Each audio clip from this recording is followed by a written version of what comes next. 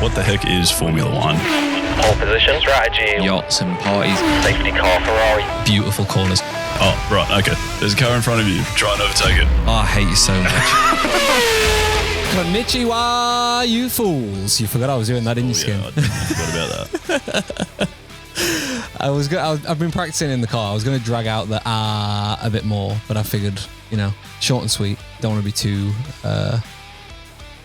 eager with it. Good decision. Well Yeah, done. yeah. Welcome back to another Formula Fools episode. If this is the first one you've listened to and that confused you and you don't know what we're talking about, every race this season I'm going to try and say hello, you fools, but just the hello is in their language. Probably could have done the fools as well, but Yeah, there being like the country where the race was held. yes, yeah, of course, yeah. Come on, Skin, give them some credit. Okay. I'm going to assume most of the people listening aren't the people that were commenting on our Max Verstappen video this week. Them guys don't deserve much credit. Oh, Dave, just because they disagree with you. Oh, yes. Well, they disagree with me, but also... Anyway. Yes. Anyway, welcome back to Formula Fools. We are recapping the Japanese Grand Prix. If you're new at the podcast, if you're new to the podcast, then welcome. We run... I'm Dave. This is Skin. This is all over the place, Skin. It really is, yeah. But that's the point of the pod. Is it? Yeah. I thought the point of the pod was you teach me about Formula One. Yeah, and but hopefully some people learn along the way with me. but with these two wacky characters now, and Yes. and like people come along for the wackiness. Yeah, you know me, real wacky. Go Skin. So obviously this is the Japan Grand Prix race review, and we start every race review with a hot lap recap, which is my mate Ryan back in the UK. He does a little recap segment for anyone that has forgotten what has happened in the race. He's going to bring you up to speed with all of the what's happening and who's crashing kind of sagas. He does have a jingle as well, obviously. The race is over. It's that time in the show for the hot lap recap. Let's go. Welcome back to the Hot Lap Recap, and this week Formula One rolled into Suzuka, one of the most unforgiving, high-speed, legendary tracks in motorsport history. A circuit that traditionally separates the men from the boys, or under the 2026 regulations, a circuit that separates the fully charged from the aggressively coasting. Right, let's start with the headline. Kimi Antonelli, 19 years old, and now a back-to-back Grand Prix winner and the youngest championship leader in Formula One history. He dropped to 6th on the opening lap, presumably just to give the others a false sense of hope, before recovering, capitalising on a safety car and wandering off inexorably into the distance. And he now leads his teammate George Russell by 9 World Championship points. And George, he finished 4th, spending his afternoon staring at the gearbox of Charles Leclerc, who took 3rd. Oscar Piastri, he had a rather nice weekend this time, didn't he? He snatched the lead into turn 1 at the start, eventually ending up finishing 2nd, which, to be fair to Oscar, must be a lovely change of pace from having his McLaren wheeled off the grid with an electrical failure before the race even started. So 3 different people on the podium, a Mercedes, a McLaren and a Ferrari. Very nice. And Lando Norris, he followed his teammate home in 5th with Lewis Hamilton in 6th. And Dave, I know you're disappointed that Lewis finished, but 6 is basically a DNF in your eyes anyway, so come on, just enjoy the small victories. Oh, and speaking of small victories as well, Dave, let's talk about Williams and Carlos Sainz, shall we? Yes, Sainz dragged that car to a mighty 15th place. Put that in the Louvre. Oh dear. Meanwhile, Alex Albon had a radio meltdown in qualifying after exiting in Q1, sarcastically telling the pit wall, "Listen, I complained for 3 races in a row, and yet there's something wrong with me and my driving style." Alex, mate, it's not your driving style. It's the fact you're having to lift off in the high-speed corners just to charge the battery. And just a little nod to fellow driver Fernando Alonso, who finished his first F1 race of the season. Yeah. I mean, he's now shaking like a shitting dog because of all of the vibrations, but at least he brought it home. The win, the finish, not shit. Anyway, the safety car that won Antonelli the race was caused by Oliver Bearman. He suffered a massive 50G shunt at Spoon Curve. He had to take evasive action, avoiding a car that we believe was super clipping on the road. Now, he walked away from this limping. It was not a nice image to see on the TV screens. But at least on the bright side, at least the medical car didn't have to stop to recharge on the way around to collect him. Which, this actually all just brings me to the absolute state of these 2026 regulations. I know I said I wasn't going to mention it, but guys, come on. Suzuka is meant to be a test of raw nerve, isn't it? And instead it's become a battery management simulator, with even Alonso stating that the challenge of Suzuka is gone, and that the catering staff could drive the car through the high-speed corners and set a decent lap time. And he's not wrong in essence. We used to attack we used to attack the S's, and now we coast through them to harvest energy. We used to risk it all at Degner, and now we lift and coast like we're hypermiling a Prius down the M25. The bosses said that they would assess these rules after 3 races. We've had 3. We've had 3 races, and we've had cars lifting on the fastest corners in the world to charge their batteries. Fernando Alonso thinking the chef could set a lap time. This is not good. And drivers actively hating on the cars that they are driving. We now have this enforced month-long break because the Middle East rounds were cancelled. And this is now giving the FIA plenty of time to sit in a dark room and think about what they've done to our beloved F1. Make a change, lads. Make it right. That's the Hot Lap Recap. I'm Ryan, and I'll see you after the politically enforced break. Back to you, Skin and Dave. Dun, dun, dun. A politically enforced break. Yeah, wow. Okay. That's a very polite way of describing what's happening in the Middle East. Yeah. He's done a little bit more than just recap the race there. Yeah, right. Yeah, Ryan's brought some opinions. Yeah, there we go. And I think that was a lot of the criticism that you copped in your little rant about Max Verstappen. Yeah. Well, what would you say? His behaviour in interviews, I suppose. Yeah. Media interviews, I suppose. Like, it seemed like a lot of people were taking his side and essentially just saying that the regulations do suck. Yeah. And the answer isn't to be polite about it and sort of not say anything, but to try and get them changed, in which case drivers need to be a bit outspoken about. 100%. And I don't disagree. I said this to a lot of people that I was replying to comments or messaging when we put that video out. I don't disagree with what Max is saying. I agree with it. Like, I don't like these regulations. I don't like the lifting and coasting and the harvesting and the clipping. Like, it's not fun to watch. But there are way better ways. My whole point is, like, there's way better ways of going about making change than just outwardly mainly calling out fans and saying any fans that enjoy it don't understand racing, because I don't think we need to be calling out fans when they've done nothing wrong. So that's number one, that Max did wrong.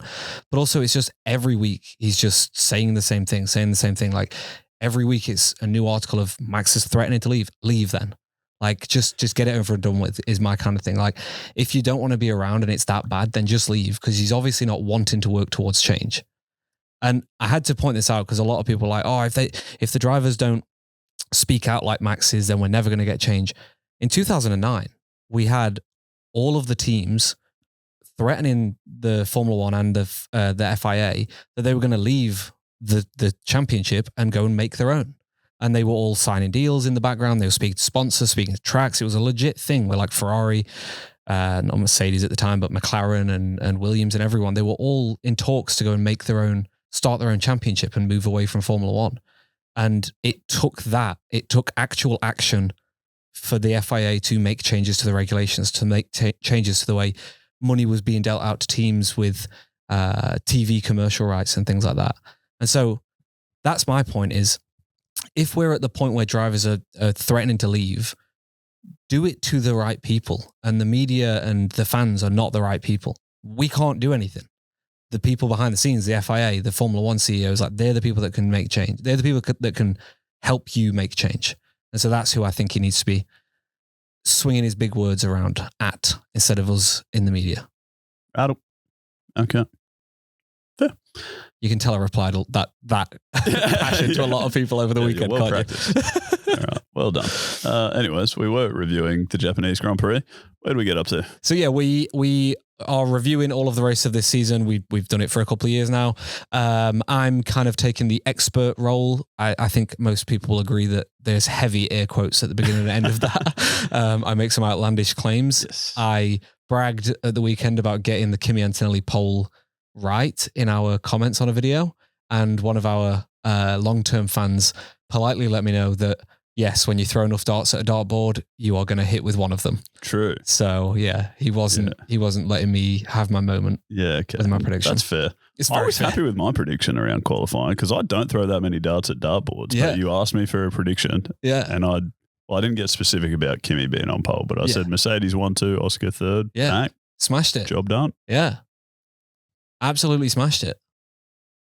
And I'm meant to be the fool here. Yeah, I know. Yeah. It's almost like going simple. I also did a stupid one for the race. I predicted Gabby was going to be on the podium Well, now, why would you do that? because I just had a feeling like Audi were good in the first two races. They progressed up and he qualified well.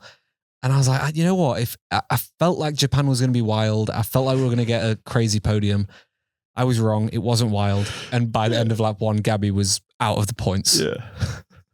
Yeah, sure. He might have been decent in the first two races, but like, did you also notice Mercedes were rapid and Ferrari were like quite fast too? Well, I just expected we would have more crashes or electrical faults in this race, which is the first note that I made is we actually had all 22 drivers start the race and we only had one driver not finish the race because of a problem with the car. Okay. Well, there was a problem with Ollie Bearman's car too. It was just that it was in the wall. After the crash. Yeah. I think it was less the car's problem and more Ollie Bearman's ankles and knees that were hurting. That was probably the bigger problem. But we'll get onto that one. That's a little forward sell like what Lee gave to you if you listen to last week's podcast or the podcast that came out 4 days ago. That's a forward sell. We'll get onto that one after the ad break. Are you deciding whether to speak or to drink your beer? Yeah, I was undecided there for a minute because you went forward sell and then backward sell, but I can just drink beer. Well, I'll keep going backwards, back to the beginning of the race. Kimi Antonelli, obviously put it on pole, second ever pole position. I think he had a good qualifying, but it was, I think all of the evidence from the first two races were pointing that he wasn't going to keep that first position from the start line. And he didn't. He had a very bad start. He had a lot of wheel spin. I think he may have hit anti-stall. I think he may have gone into anti-stall because of the wheel spin as well. What does that mean? Anti-stall? So they have a thing like, when you drive manual, you've driven a manual? I certainly have, yeah. So when you dump your clutch too fast and you run out of revs? No, I drive responsibly. When you were learning to drive manual, you never accidentally lifted your clutch too quick. Dave. Oh. Dave. This guy, this talented man. You think I had problems learning how to drive a manual? Skin's just trying in this episode to become the expert, I reckon. Yeah. Well, if you dump your clutch too quick, if you pull off the clutch too quick, you're gonna stall the car. So in F1 cars, obviously the clutch, it's a very fine margin between getting the correct amount of revs. And so I think if you come off too quick, you can hit an anti-stall. And I think that may have been what happened with Kimi. I think he came off too quick, had a load of wheel spin and maybe hit an anti-stall, which is why we saw him go so far back. Okay, right. Okay. So you think his start was initially more driver error then, just dumping his clutch too quickly? Because I guess that is kind of my question around the start is both Mercedes had pretty poor starts. His was particularly bad. Yeah. And in 3 races, that's the second time he's had a particularly bad start. Yeah. Is there something about their car that's doing that? No, I think it like we know with the Ferrari, they've got a smaller turbo, so it doesn't take them as long to get it up to speed, so they can have a faster getaway and things like that. But no, I think it's mainly just with these regs, it's a different start procedure to last year, and so I think it's just Kimi and George adapting to it. Because Oscar has the same engine, right? So Oscar has the Mercedes engine in the back of his car, and from all started quite nice. Yeah, from all reports, he had a good start compared to Kimi and George. So, I don't think it's an inherent thing with the Mercedes engine. I think it's more driver error. Okay. From George and Kimi's point. And Toto did. I think I saw this on Mercedes socials. Toto was having a little chat with George afterwards, and they were just kind of filming a little behind the scenes chat, and Toto referenced to him like, "Oh, we just need to get our starts right." So I think they know like they don't have the start procedure down pat. So yeah, okay. Kimi Antonelli is also now the youngest championship leader, as we heard Ryan say in his hot lap recap. So hats off to him. First, I think Crofty said the first teenager to be leading the Formula One World Championship. Wow, which is insane. Certainly the youngest. He's taken back-to-back wins. And there's a stat I want to bring to your attention, Skin, around Kimi Antonelli, which may be a little bit of a conspiracy theory or just a crazy coincidence, but people in the history of our sport who have taken pole, which is first place in qualifying, on the 28th of March, every single one of them has become world champion. So in 1981, Nelson Piquet took pole on the 28th of March, became world champion that year. 1998, Mika Hakkinen became world champion that year. 2009, Jenson Button, champion that year. 2015, Lewis Hamilton, champion that year. Kimi Antonelli, 28th of March, took pole position. All right. I was going to do a full standalone video on this, and I still might, but I also figured I didn't want to put it out. I wanted to surprise you with it for the podcast. Okay. So what do you think to that, Skin? I think... I don't know what to think of that. I'm sure there is no relationship between those two things. Well, but you did read out a surprising number of examples. Four other people. Yeah, from 81 through to 2015. Yeah. I mean, that's literally written in the stars. Yeah, you'd start to get concerned about it. I don't have a better answer. I swear to God, if Kimi wins the championship this year, and then the next time we have a qualifying on the 28th of March, oh God, everyone would they'll be battling for that one. But yeah, no, he's done very well. He's obviously having a very good season. We spoke about him last time out 2 weeks ago after China, about him and George battling for the championship this season. I think I said then I think George would have him over a season. I still want to stand by that because I still think George is a more rounded driver, but he's fucking looking impressive, isn't he? Yeah, he's not bad. Yeah. Yeah, he's kind of winning races. Just to generally hit the goal. Yeah. 14-second lead against Piastri in second. Yes. Yeah, and I wanted to ask you about that because Oscar was leading the race for a while, got pretty unlucky with the safety car, which I'm sure we can talk about more. But so before he got unlucky with the safety car, was saying, well, I think it was George behind him. It wasn't even Kimi because Kimi was still 78 cars back after his horrendous start. But Oscar was saying that he kind of felt like he'd be able to hold on to the lead until the end. But then Kimi ended up beating him by 14 seconds. Yeah. They started at the end of the safety car, they started like neck and neck sort of thing, like next to each other. And Kimi was just like gaining like half a second a lap on him. Like he was just getting further and further and further away. And I don't think he was pushing. I think especially last 10, 15, I think he would have been just cruising to the end and still was that much quicker than the McLaren. Right. Yeah, I think Oscar's comment there was maybe a bit optimistic. I think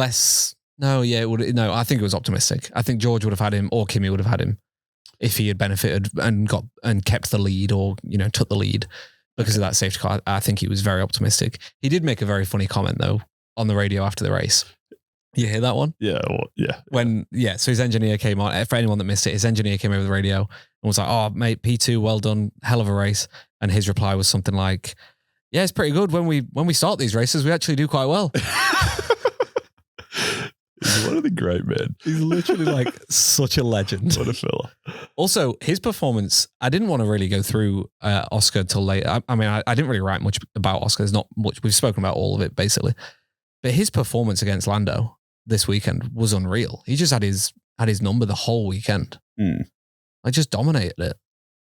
Yeah, it was quite nice to watch as a fan of his. My other question about Oscar was, so he did a great job to take the race lead at turn 1. Yeah. And then sort of continued leading for a little while. I think it was around lap 9, George eventually caught up to him. Yeah. And overtook him. And obviously with these new regs, there's the whole back and forth. Yeah. So I was expecting a little bit of that. Yeah. But ultimately expecting George would keep the lead, right? Yeah. Like he would get back in front of him and stay in front of him because he has a faster car. Yep. Generally how that works. Yeah. But that's not what happened. Oscar took it back off him immediately after and then just like held it. And I think keep George behind him for quite a long time, really, until he pitted. Yeah. What Yeah, 100%. And I think that's probably where Oscar's optimism was, but I think Kimi was just better than George this week. I think he was just faster overall. So that's where I think he wouldn't have beat the Mercedes because I think Kimi was better. But yeah, that would have certainly filled him with confidence. I think George had a few issues and we saw it later on in the race, which I wanted to talk about when he was battling against... well, no, he wasn't. I don't even think he was battling. He was just trying to keep the Ferraris behind him. And then we saw a shot where Lewis is just easily overtaking him. And I think the commentators said, like, George has got a problem. But it turns out, and then like a few laps later, he's re-overtaking the Ferraris. So it turns out that George had, where did I write it? George had, he had hit the energy harvesting limit too early in the lap. So he needed to put his battery into energy recovery or he would have had no power. So that's what caused him against the Ferraris to all of a sudden lose out on them positions. He also had a rare software glitch, which was triggered by a simultaneous gear shift and a button press, which forced the power into a super clip in charge mode. Yeah. What do any of those words mean? Exactly. I know what gear shifting... I think he gear shifted and... button pressed. Pressed a button that is around the battery recovery system at the same time, which caused the system to glitch, which put him into this charging mode. What is super clipping mean? Super clipping is when you, it's when you're like at the top end of your revs and the power output. I think if I'm going to be honest with you, I don't really fucking know. Cool. Like I just know it's not good. Sounds good. It's super clipping. Sounds like something that'll be in the next. You are doing a super job of it. Yeah. Perfect. It's like when you get a speeding fine and you say thank you. Yeah. But no, so he had a couple of issues there, which I don't know if the Oscar thing was related, but we could assume that that's why Oscar got past so easily and potentially George wasn't able to pass him again in that first stint up until the pit stop. It could also be down to tires degraded and just not being that great, but no, no such thing as tires anymore, man. Yeah. It's all regs and batteries. Yeah, it's literally all we're talking about is batteries and fucking power and super clips and go skin. But yeah, so apart from that, George actually had like a pretty good recovery, I reckon. He showed good like maneuvers over the Ferraris, but again, they had their own issues towards the end of the race. But it's all just we're 3 races in now and it just feels like the race is pretty much determined on whether or not you're going to maintain a good battery life throughout the race. It's not like, oh, you started bad, but like, oh, your battery might come good. Most of the time people are starting good, but then the battery's fading away or like they're struggling to keep the charge in it or whatever. Oh, George also fricked up. I think, I don't think he could charge behind the safety car properly, which is what started the downward spiral of all of these things to why Ferrari passed him. Right, okay. So yeah, just terrible from George with all this shit, but it's not really his fault. It's just kind of bad luck with these regs. Can happen. Yeah. I do want to talk about Mercedes though, because I spoke in China after the Chinese Grand Prix in our race recap, I spoke about the Mercedes engine needing to be within the regulations because at higher temperatures, their cylinder heads were expanding, like the metal compound was expanding so that it was wider, so they were getting more horsepower out their engine. The FIA, this was pre-season, we found this out. The FIA have put a date on it to say you need to fix your engine by this point. Apparently, they have already fixed it. There's rumors around the paddock, and Toto Wolff seems to believe that they're not worried for the deadline coming up. They've already fixed it, which means that Mercedes car that we're seeing is a weapon, and it didn't make that much of a difference for them. So, yeah, everything I said about Lewis and Charles potentially winning the championship, put it in the bin. Mercedes have got it. It's George or Kimi. Yeah. Okay. I do have some technical stuff you really around love that. throwing out absolutes. Oh yeah, because it's like if Mercedes are George confident, still finished like What was he like? Fifth? Fourth. Like there are other cars that are competitive with the Mercedes. Yeah, but just he had bad luck. I think if we're going to look over a full season, he's going to be faster than them. Okay. Like he's second in the championship. They're well ahead of Ferrari. Sure. They're the only team in the hundreds. They're on like what 135, and Ferrari are in the 90s. So like they're well ahead. They're almost 2 race win points difference between Ferrari and Mercedes. So the constructors, it's already done. Mercedes have won that, and it'll be between George and Kimi for the drivers, I reckon. Oh, Dave. Oh yeah. Yep. I do have some technical stuff around the Mercedes engine though. So it needs to be a 16:1 compression or 16:1. I don't really know. It's a 16:1 is the compression ratio that it needs to be. 16:1. 2:1. Okay. Correct. Yep. Yeah. I knew you would know because you're a scientist. Oh, mate, I love ratios. Yeah, exactly. But they were apparently running at an 18:1 pre-season, which is why they got like why people were protesting it. Okay. I've got some stats on what that means because I was also like, I don't know what the fuck this means. Yes. So the higher number, the first number, is referring to the bottom, which is the volume of the cylinder when the piston is at its lowest point, brackets filled with air and fuel. And then the second number, the 1, is the top. This is the tiny remaining space where when the piston has pushed all the way to the top, squeezing that air and fuel into a small gap. A higher compression, 18:1, means you get more pressure and more horsepower. A lower ratio means you'll get lower pressure and less horsepower. Oh, yeah. Yeah, does that make sense? I think that makes some sense. Okay, well, I'm reading it verbatim from Google, so I hope it makes sense. Because I still don't fully understand. Kind of do. I think it makes sense. If I could try and make it any simpler, essentially a piston there's 2 cylinders. Yep. Is that like you're pushing stuff from this big cylinder into a tiny tubey thing? Yep. And Sure. the big cylinder's 18 times bigger than the tubey thing. Yeah, okay. Right, that makes sense. Yeah, that's a way better. That needed to be in there. Yeah, Google, I'm sure, Google needs to do Google better. didn't write that. Yeah. Also something on engines. Anyone that follows Kim, I forgot his last name, photographer, very big on Instagram and TikTok. He put a post out about Lando Norris's engine components, saying that in free practice, they had to change some components on Lando's car, and some of there's a limit per season how many engine components you can use. So like the turbo, part of the ICE, your MGUK, things like that. Like there's so many components you're allowed to use. Apparently Lando has already used, for one of them, he doesn't know specifically which one, 3 of 3 for the season. Shit. In his 3rd race. That's good. It's not good. So what that means is if you have to go outside that allocation, you are going to start taking penalties, like grid penalties, for going outside of your allocation. So expect to see Lando Norris getting grid penalties in the next few races if he has to take more of these components. Hey, here's a question that might be stupid. Yeah. Say if he's used 3 of 3 of these things, but maybe not because they've all been worn out and are unusable completely, but they're just like on some rotation policy or something. Is he allowed to just keep using any one of those 3 things? Yep. Yep. You're allowed to, once you've used one, you're allowed to, and they'll do this with, they'll probably do this with things like the turbo this season quite a lot. They'll rotate them quite a lot so they can go back, be serviced and things like that, and then go back in the car. But you're not allowed to change the actual components. Like you're allowed to clean them and make sure they're okay and whatever. But and do small tests on them to be able to make sure they're okay before putting them in the car. But yeah, you're allowed to use what is in your pool. So that 3 of 3, he's allowed to use them still. But usually when we see teams doing this, we might hear about this more this season, which is why I'm bringing it up now. Because in the early days of turbo hybrid era, this was so common.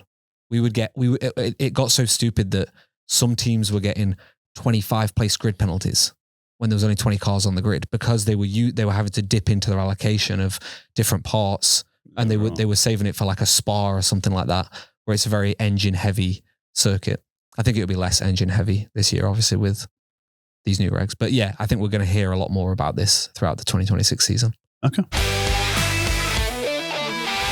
All right, Dave. We mentioned a couple cars did not finish the race. Most notably, Oliver Bearman crashed into a wall. That's such a like casual way of saying Ollie Bearman crashed. Yeah. Ollie Bearman had a 50G crash. Yeah, it was big. Hey? Yeah. It's not ideal. Yeah. Yeah, that was a big old crash. But he did end up okay. He didn't look great for a minute there, but Yeah. he's all good, right? He's fine. Yeah. He's fine. Yeah. Okay, well, that's good. What caused that crash? Because there was some talk, I think, from drivers and stuff that somehow the regs are to blame for that as well. Yeah, Carlos was very vocal about that one afterwards. I don't know if you've seen his interview. No. He was angry in his interview. He was like, we've warned the FIA about this. Because Carlos is like he heads the like drivers association. So I'm assuming that the drivers association have written letters to the FIA to say this is going to happen this year, and they've ignored them, and now it's happened 3 races in. Right. So what happened? What went wrong? How are the regs to blame? It all looked very innocuous, like he just drove on the grass and lost control. Yeah. And that was honestly my take as well at the beginning. When I first saw it, I was like, oh, he's just made a mistake there. But then I think when you watch it back, especially when you watch it back in slow-mo, and you look at Ollie's hands car approaching, it's like when, you know, we have this great view from this camera angle, we can see the fucking car coming from a mile away. But that section of the track, it kind of goes uphill and there's a little kink in the road to the right. So where Ollie was positioned and so low down, he wouldn't have seen that car, he may have seen that car was there, but he would never have seen that car was going that slowly, or that car was harvesting energy like it was. So that's the main issue, is that it was Franco Colapinto. Yeah, it was Franco. So he was recovering energy through that section. And obviously when you have to recover energy, it means you can't use your battery, which is 50% of the engine. So it means you're only relying on 50% of your horsepower to power your car. And as we saw on the back straight going through 130R, they're losing 55 kilometers an hour plus whilst they're full throttle, because they're not able to use the battery. So Ollie's using his battery and he's using his engine at full speed, trying to get around that corner to catch the car ahead. The car ahead's not doing that. Ollie's caught him at an alarming rate of speed. It's caught him off guard. He's swerved to get away from it, which has sent him onto the grass. The moment he touches the grass, almost like aquaplaning in the rain, you can see his fronts just lift and then lock. He's hit the brakes and they're just not moving. But he's still sliding at 200 and whatever kilometers an hour. And then he's hit the barrier at 50 Gs. So it's a knock-on effect from like Franco was doing what he had to do because he had no battery left, so he had to harvest it. So it's not Franco's fault. Ollie's reacting to Franco going slow because he didn't realize Franco was going slow because he was blinded by the corner. And it's ended up with him, you know, having to go to hospital and have x-rays. And it's literally all because of these regulations. So it's less than ideal. And in my opinion, this isn't even going to be the worst track for it. Like Miami coming up, we've got some very tight sections with some very fast sections. So Miami could be fairly bad. Baku, similar, but less so. We've got El Rouge. El Rouge is a completely blind corner until you're up the top. If someone gets their battery harvesting wrong and then they're at the top of El Rouge and they have to all of a sudden harvest power and you're going through, you don't see them, that's going to be a fucking big crash. So, yeah, I think the drivers are genuinely scared for their lives with this shit. And it's not good.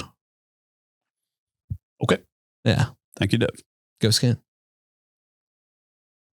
But yeah, it wasn't great to see Ollie obviously getting out of the car and limping away, but it was very nice to see him back in the paddock, giving his mechanics giving them the nod that he was okay. And that he's, having 4 weeks, 5 weeks, whatever it is now till we go racing again. I'm sure he's going to be thankful for that because he'll be waking up bruised today. That like side-on impacts are always the worst possible impacts. You almost want to slam it. If you're going to crash that quick, you want to go nose first into a barrier. More protection on the front. Yeah, okay. You're going to hurt your legs before you're going to hurt. Like going on a side impact, you've got all of that G-force going through your neck sideways. Your hands devices to protect you going forward. It does protect you sideways, but not as much. There's way less crash structure there that is reinforced like it is at the front. And you've then got like all of your legs and your feet. You've got to think they're sitting like this with the legs above their eye line, the feet above their eye line. All of them are just going to smash into the side of a very hard carbon fiber cockpit.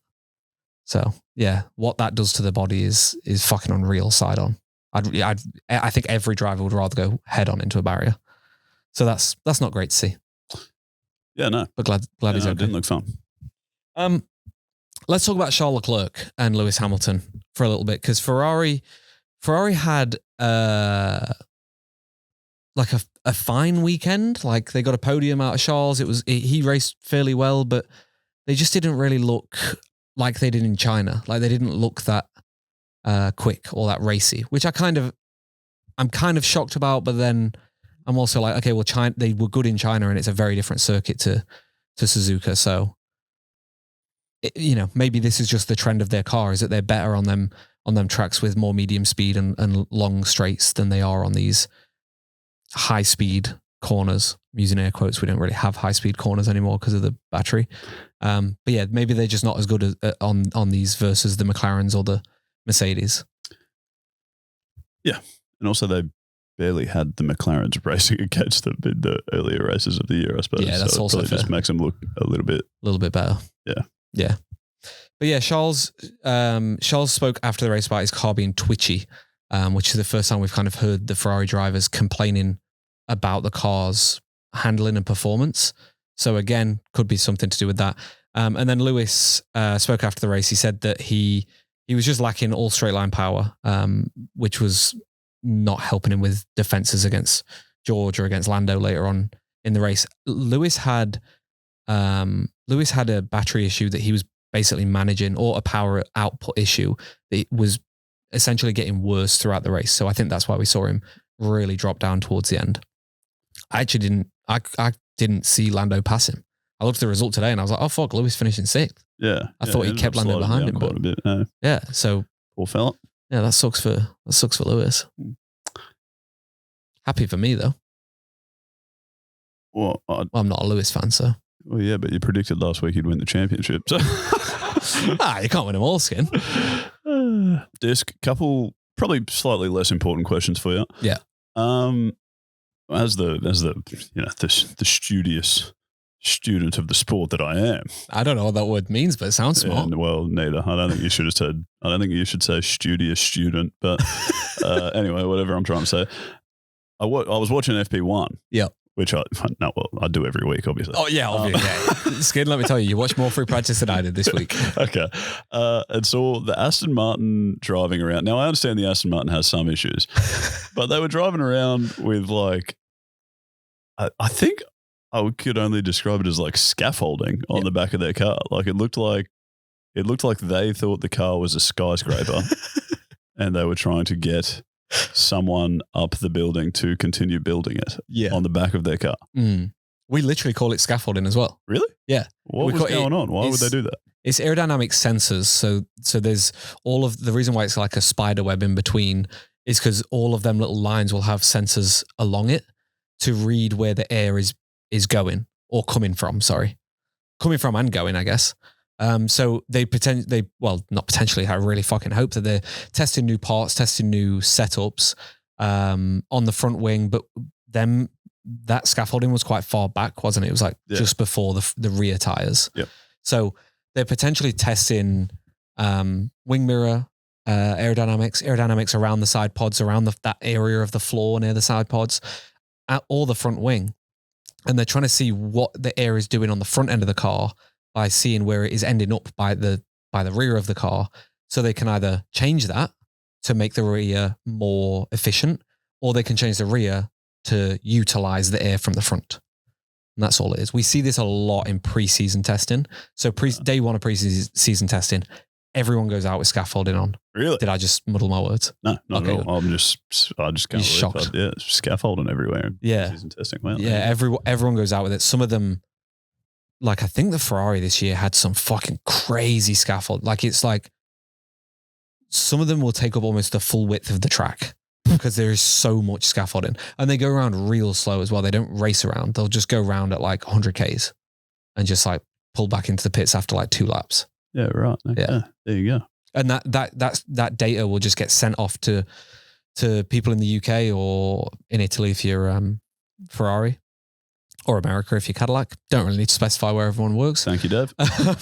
It'll get sent off to them, and they won't even read that data during the race weekend. That's more for R&D for the future. Okay. So that it'll be very, very, very, very valuable data, but it's not something that they will be putting into immediate effect. That's stuff for R&D for later down the line. Okay.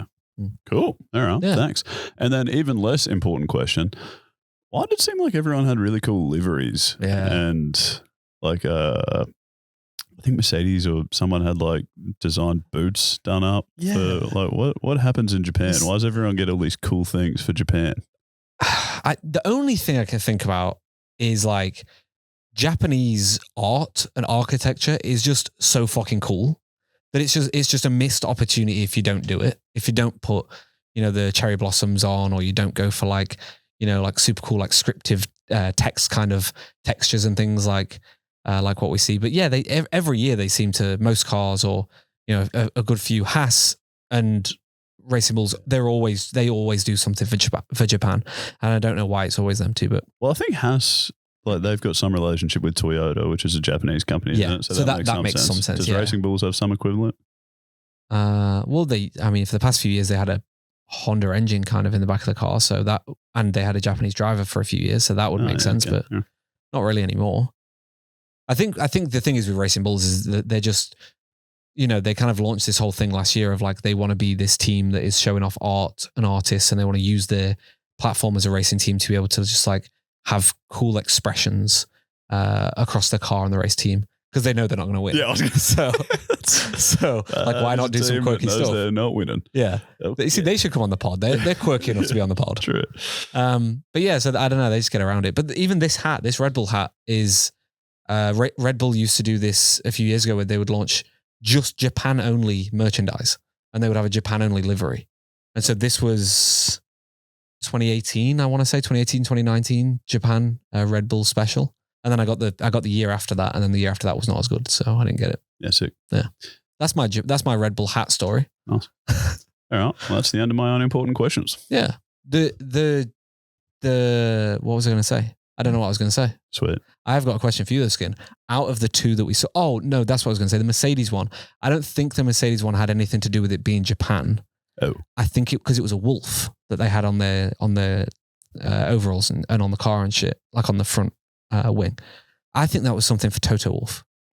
I don't know, but I don't really know what a wolf has. Tell me what a wolf has to do with Japan. Oh, I don't know. No, neither do I. But they've got their team principal is called Toto Wolff. So I'm going to assume it's more to do with Toto than Japan. Okay. I could be totally wrong. I've got no clue. Will bite my tongue. Okay. Why, do you think that's stupid? Yes, I think that's very stupid. No, I think it's great. Did you not see him modeling it? They did this whole video where like George and Kimi were modeling it, and Toto's like calling them shit, like not literally, but like he's saying that they're not good models. Okay. And then it's like, oh, let the boss step in, and then he steps in and does it and like fucking dominates, and he's like America's next top model, or Germany's next top model, or Austria's, wherever he's from, someone's next top model. All right. Yeah, I think it's Toto Wolff thing. I hope it's not, but sure. Out of the 3 special liveries we had, which one was your favorite? I think it's got to be Racing Bulls. Really? Yeah. I really like cool the Haas stuff. one. I like when they do partnerships with things outside of F1, because it was the Godzilla movie that they did a partnership with. Obviously great people, like if they want to jump on board. Yeah, like I think that one for me was like, it's a ad and it's a partnership for a movie, but it didn't feel like that. It still felt cool. So I kind of froth that. Okay. You know what I'm saying? I do. Gabe's just airdropped me something, but I can't find it. This will be good. Yeah, this will be good. Here we go. Mercedes-AMG F1 introduced a one-off Wolf logo and livery for the 2026 Japanese Grand Prix to mark a collaboration with luxury fashion brand Y3. Damn it. Thank fuck. It could have been something. It could have been. I'm going to still say, do you know what? Do you know what it is? Y3 did it to celebrate Toto Wolff. That's what it is. That's the only explanation. Yeah. Because the guy's last name is Wolf. Could you imagine if that was the reason? And he's in there modeling this thing they're doing to honor him, which he's the principal of, just telling people to do. That would be the most uncomfortable thing ever. I would froth it. It also says embodying a guardian-like persona that mixes Japanese mythology with performance engineering. Okay, so when I was like, how does a wolf in Japan have anything to do? Yeah. Go disc. Oh, well, you can't win them all. Yeah, nice try. Yeah. We'll come back next week for discs. Great. Toto Wolff fact for you. Okay, so Guru and Fool of the Week, Skin. What have you got for me? Because I reckon we're going to be similar. Sure. I steered away from the obvious. Kimi won the race, Yep. so he's a pretty good option for Guru of the week. Yep. But he did get lucky with the safety car. I don't know. He would have won had he not. So I think George may have got the chocolates. You never know. So I chose to go with Oscar. It was nice to see him race for a change. And he raced well. He qualified well. He did good things. And yeah, I mean, you never know. Had he not gotten unlucky with the safety car, he might have won. So he was my guru. Yeah. You go full. And my fool, well, yeah, it felt pretty uneventful otherwise, to be honest. Like no one did anything outrageously foolish. Yeah. Everyone kind of was there or thereabouts. I had half a mind to go Lewis, but that seemed a little bit harsh. Yeah. So I think I'm just going to keep bullying Aston Martin. Like, they have a shit car and they should figure that out. You're not sour about that jacket being $420 when it's supposed to be $370, are you? No, not at all. No, not at all. So I went with Oscar as well. All the same reasons. I think he had a great race. It would have been interesting to see what had happened had he had the safety car not happened on that lap. But yeah, fool. I was in the same boat. I wrote Lewis, or I thought Lewis, and I was like, nah, it's way too harsh. He still got P6 and had a semi-decent race. Like, yeah, it's okay. Yeah, it was fine. Like, he had a good quali and a great start to the race. I then went to Williams because I thought, well, they just suck and I'm disappointed as a Williams diehard fan. Good shout. Yeah. I've not been wearing my Williams merch since the Japanese Grand Prix or during the Japanese Grand Prix. So, didn't want to go with them just because I think it's a bit too obvious and I'm just kicking myself. So I went with Max / Red Bull. And I think the reason I had to really dig deep for a reason. Great. I just think like Max couldn't get past Gasly the whole race, which is less of a Max issue probably and more of a Red Bull issue. I just don't think they've gotten the regulations down pat this year yet. And I think this was the biggest highlight of that. Like, Max got qualified by Arvid Lindblad and his teammate, which is not common for Max. But then Red Bull the whole weekend, they just weren't strong in qualifying. They weren't strong in the race. They struggled to have any kind of pace. And at one point, both their cars were outside of the points. Like, I just kind of think they've really missed the mark on Japan's style of track. And I've got a feeling they're not going to be able to fix it that quickly. So yeah, they've got problems. They don't look great, which is disappointing. Yeah. Because watching Max do cool stuff is fun. But it is. Yeah. It would be interesting to see him do better. And I hope he does. And I hope he stays in the sport because I do really love Max. But yeah, he's my fool. First time I think I've ever chose Max and Red Bull for my fool. Yeah. Someone's going to be like, no, Disc, on this episode, they were both full. I don't know. Who knows? What I do know is the next race, it's in a little while. It's not even next month. It's the month after. It's the 2nd and 3rd of May. Yeah, right. Yeah, so go the scheduling. It's going to be Miami. I mean, it's less the scheduling and more Trump, but we don't need to get wars. Yeah, we don't need to get into that. So it's going to be the Miami Grand Prix, which is slowly creeping into me thinking it's good. When it first came in, I was like, fuck this, I hate it. America doesn't need this many races. It's a bad track, like da-da-da. But I actually think we have good racing around Miami. So fingers crossed we have some more good racing. But 3 things I think you need to look out for. Mercedes.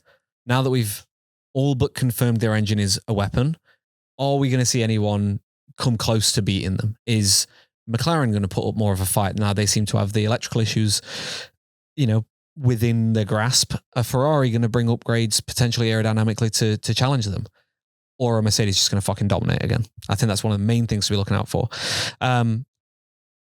Also, Miami's going to be I mentioned it earlier, it's going to be quite similar to Japan, in my opinion, because there's quite a lot of straights, there's quite a lot of fast speed stuff, which is now going to be medium speed stuff because of the battery harvesting and everything we've got to do. So there's going to be more medium speed stuff. So I think we're going to see some similar stuff to what we saw in Japan. Hopefully the racing is better though. Could we see another big crash like what we saw with Ollie because of this? Because it is a similar kind of track with now these medium speed corners. I hope not, but it is also a very tight circuit in places. So look out for that. And let's just hope that no one gets hurt and there's no major crashes. And then the last thing to look out for is stupid overtakes because of these regulations. Are we going to see overtakes into that really tight chicane bus stop kind of section? Are we going to see more overtakes into turn 1? I think, what is it? Turn 1, 11 and there's another corner that's like usually pretty good for overtakes around Miami. We're going to see more overtakes into them ones down the main straight. We're going to see this swapping back and forth. Who knows? But all I know is I'll be watching, and it may be interesting. We'll see. Okay. You